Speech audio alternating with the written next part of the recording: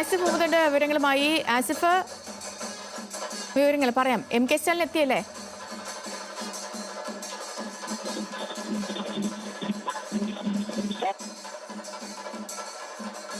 മുഖ്യമന്ത്രി MK സ്റ്റാലിൻ ഇപ്പോൾ നെടുമ്പാശ്ശേരി വിമാനത്താവളത്തിൽ ഇറങ്ങിയിട്ടുള്ളത്. അദ്ദേഹം ഇപ്പോൾ അതിനെ കോട്ടയത്തേക്ക് തിരിക്കുകയാണ്.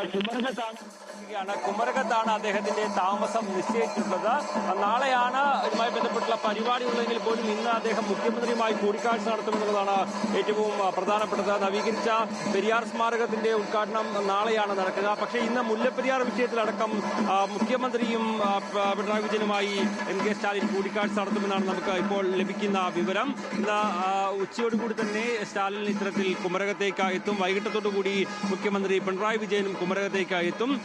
കുമരകം ലേക്ക് റിസോർട്ടിലാണ് ഇരുവരും തങ്ങുന്നത്. എന്തായാലും ഇന്ന് വൈകുന്നേരത്തോടു കൂടി മുല്ലപ്പെരിയാർ നവീകരണവുമായി ബന്ധപ്പെട്ട മുല്ലപ്പെരിയാർ ഡാമിന്റെ അറ്റകുറ്റപ്പണിയുമായി ബന്ധപ്പെട്ട നിലനിൽക്കുന്ന പ്രശ്നത്തിൽ ഒരു ചർച്ച നടത്താനാണ് സാധ്യത. കഴിഞ്ഞ ദിവസം MK സ്റ്റാലിൻ തന്നെ തമിഴ്നാട് നിയമസഭയെ ഇതുമായി ബന്ധപ്പെട്ട മുഖ്യമന്ത്രിയുമായി കൂടിക്കാഴ്ച നടത്തുമെന്ന് അറിയിച്ചിരുന്നു. അറ്റകുറ്റപ്പണിക്കായി അനുമതിയില്ലാതെ കൊണ്ടുവന്ന സാധന സാമഗ്രികളടക്കം അത് അങ്ങോട്ട് കടത്തിവിടുന്നതിനടക്കം നിലനിൽക്കുന്ന ചില പ്രശ്നങ്ങളുണ്ട്. ആ പ്രശ്നങ്ങൾ പരിഹരിച്ച് അറ്റകുറ്റപ്പണി അടക്കം പൂർത്തീകരിക്കാൻ ആവശ്യമായുള്ള നടപടിയിലേക്ക് കടക്കാനുള്ള തീരുമാനങ്ങൾ ഉണ്ടാകും എന്നുള്ളതാണ് കഴിഞ്ഞ ദിവസം തമിഴ്നാട് നിയമസഭയിൽ MK സ്റ്റാലിൻ പറയുകയും ചെയ്തത്. അതുപ്രകാരമുള്ള കൂടിക്കാഴ്ചയും ഇന്ന് നടക്കാനുള്ള ഒരു സാധ്യത തന്നെയാണ് എന്തായാലും നിലനിൽക്കുന്നത്. എന്തായാലും MK സ്റ്റാലിനെ വിമാനത്താവളത്തിൽ സ്വീകരിക്കാനായി നിരവധി DMK പ്രവർത്തകരടക്കം എത്തിയിരുന്നു. കേരളത്തിലുള്ള DMK പ്രവർത്തകരടക്കം എന്തായാലും ഇങ്ങോട്ട് എത്തുകയും ചെയ്തിരുന്നു. എന്തായാലും അല്പസമയം മുമ്പാണ് അദ്ദേഹം വിമാനത്താവളത്തിൽ എത്തിയത്. നമുക്ക് ഇവിടെ എത്തിയിട്ടുള്ള DMK പ്രവർത്തകർ ഒരു എവിടെ നിന്നാണ് വരുന്നത്? പത്തനംതിട്ട. തമിഴ്നാട്ടിലെ കേരളത്തിലെ പ്രവർത്തകരാണല്ലേ? തമിഴ്നാട്. നാളെ പോകുന്നുണ്ടോ? നാളെ കോട്ടയത്തേക്ക് പോകുന്നുണ്ടോ? ഞങ്ങളിപ്പോ കോട്ടയത്തേക്ക് പോവാ. എന്തായാലും നിരവധി പ്രവർത്തകർ രാവിലെ തന്നെ വിമാനത്താവളത്തിൽ എത്തിയിരുന്നു. അവരിപ്പോൾ ഈ ഒരു സ്വീകരണം കഴിഞ്ഞിട്ട് ഇനിയിപ്പോൾ നാളെ അവർ കോട്ടയത്തടക്കമുള്ള പരിപാടികളിൽ സംബന്ധിക്കുമെന്നുള്ള കാര്യമാണ് അവർ. നിങ്ങളൊക്കെ എവിടെ നിന്നാണ് വരുന്നത്? ഞങ്ങൾ കൊല്ലം ജില്ല. ഞങ്ങൾ ജില്ലാ സെക്രട്ടറിയാണ്. കൊല്ലം ജില്ലാ സെക്രട്ടറി. രാവിലെ തന്നെ വന്നു. 8 മണിയാകുമ്പോഴത്തേനും എത്തി. നാളത്തെ പരിപാടികളിലൊക്കെ എല്ലാവരും പങ്കെടുക്കൂലേ? എല്ലാവരും പോകും. ഇപ്പോൾ കേരളത്തിന്റെ പല ഭാഗത്തു നിന്നുള്ള ആളുകൾ എത്തിയിട്ടുണ്ടെന്നല്ലേ? ഇപ്പോൾ ജില്ലയിൽ